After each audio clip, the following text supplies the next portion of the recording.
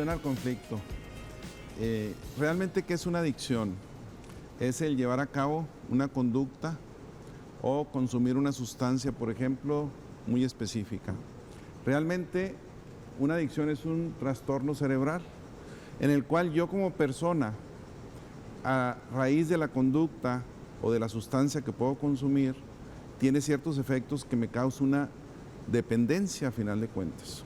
Pero lo interesante de una adicción es que aun y que sé que va a ser dañina para mí, como el tabaquismo, el alcohol, etcétera, lo sigo haciendo.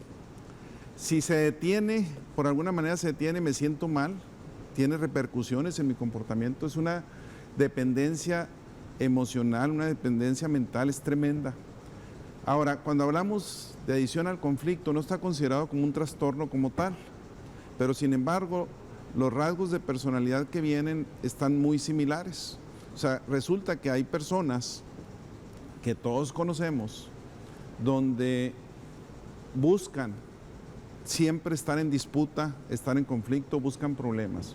Y si no conoces a nadie, lo más probable es que seas tú, ¿verdad? Y esa es una de las Alguien que le gusta la bronca constante, una codependencia con el estar confrontándose y haciéndola de tos. Así es. Hay un ejemplo que yo doy en mi libro, un ejemplo muy sencillo, donde van 5 personas caminando alineadas, las 5 personas, y una persona de espalda a ellos le grita: "Hey, tonto, hey, estúpido". Y uno de ellos se voltea y le dice: "¿Qué traes contra mí?". Realmente se puso el saco, o sea, él dijo nada más, y alguno se voltea. Esa es una persona conflictiva, ¿verdad? ¿Cuáles son los rasgos de una persona conflictiva? Es una persona que dice todo o nada, no es nada flexible, su opinión es así es y de esa manera. No son nada empáticos, ¿verdad? Consideran, humillan, consideran que lo que ellos opinan así es lo correcto y que los demás están totalmente equivocados. Por otro lado, no controlan sus emociones, o sea, exploto.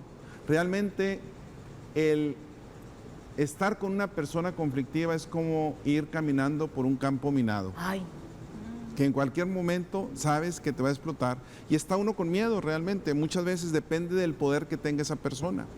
Otra de las cosas que sucede mucho es que no reconocemos que somos personas conflictivas. Casi nadie reconoce realmente y decimos: no, no existe, eso existe para alguien más. Hay un caso que voy a comentar.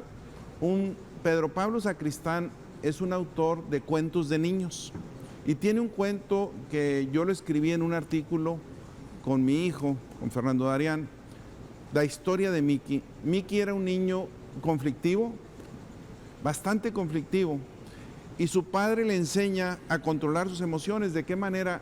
Le decía: mira, lo que vas a hacer cada vez que te enfades, cada vez que te sientas que estás muy molesto y que estás muy enojado, en lugar de seguir la bronca, seguir la disputa, vas a ir y vas a colorear algo muy bonito y vas a poner la palabra, la bronca, el pensamiento negativo que tuviste en ese momento.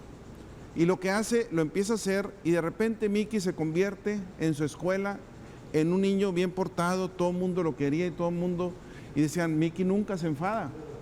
Y decían que tenía un secreto. Hasta que un día Mickey invita a uno de sus profesores, a su profesor preferido, a su casa a comer, y después lo pasa a su cuarto.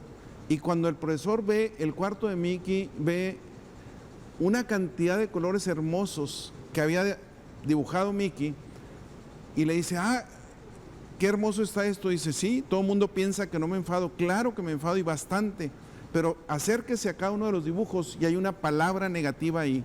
Y se acerca y la lee. Dice: ese es mi secreto, porque mis padres me enseñaron a cómo volcar eso en otra manera. El profesor queda tan encantado que él empieza a hacer su propio collage de dibujos para hacer eso. Y el cuento termina donde dice: el barrio donde vivía Mickey se convierte en un barrio de artistas, porque todo el mundo aprende a controlar sus emociones a través de los dibujos. Es una parte de los conflictos que debemos tener mucho cuidado, porque afectamos a otras personas, porque no sabemos controlar, porque pisoteamos a final de cuentas.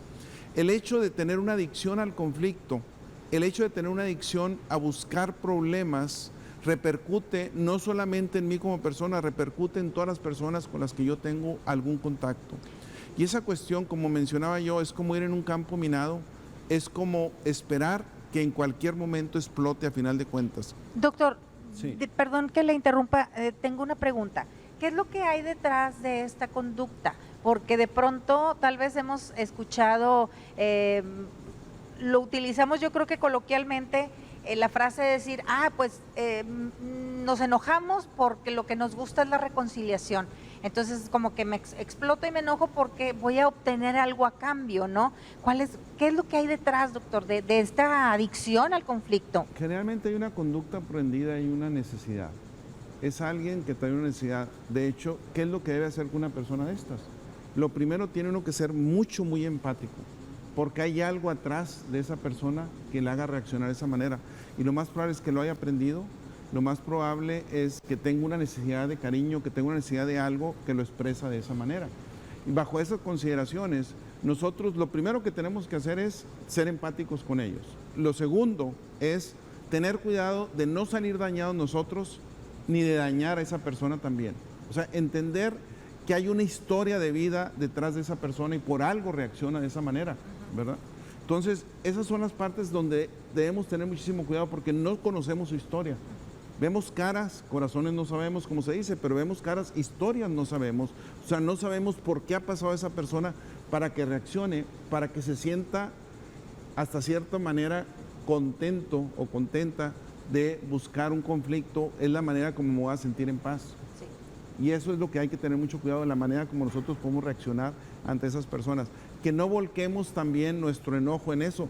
Me enojo yo porque la otra persona reacciona ante mí de esa manera, y mucho cuidado porque no conozco la historia de esa persona. Entonces lo mejor es hasta cierto punto bajar la calma, calmarnos y entender a la persona por qué está pasando por esa situación. Claro, perdóneme, doctor, ¿y qué se recomienda? Yo estoy con una persona que tiene esta personalidad y que tiene estas necesidades de estar en conflicto.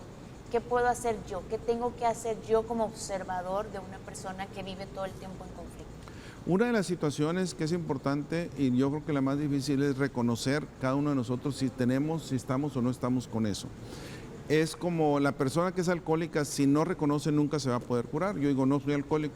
Entonces, lo primero es platicar con la persona, recomendarle que tenga una sesión terapéutica para realmente analizarlo, y más que todo hacerle ver los puntos cuando esté en una manera calmada. ¿Por qué consideras tú que es una persona, a final de cuentas, conflictiva? O sea, ¿cuáles son las razones? Y si tú te consideras una persona conflictiva, a lo mejor él no se considera No se han conflictivo percatado y ya, todavía. y ya, se acabó. Ahora, no hay que ponerlo en la persona, porque si yo le digo, no, es que tú eres conflictiva, no. Cuando tú reaccionas de esta manera, yo me siento de esta manera, por lo tanto, percibo que tú respondes y que eres conflictiva por esta manera. Es la manera como yo me siento. Y de esa manera puedo, a final de cuentas, tratar de convencer a la persona que recibe una ayuda si realmente estamos a ese nivel. Como punto final, a final de cuentas, es la empatía. Yo creo que la empatía viene siendo lo más importante cuando tratamos con ese tipo de personas, entenderlas y sobre todo también poner límites. Necesitamos nosotros como personas poner límites. El hecho de no dañar a la persona ni dejarnos ser dañados. Yo creo que eso viene siendo lo más importante. Ok, pues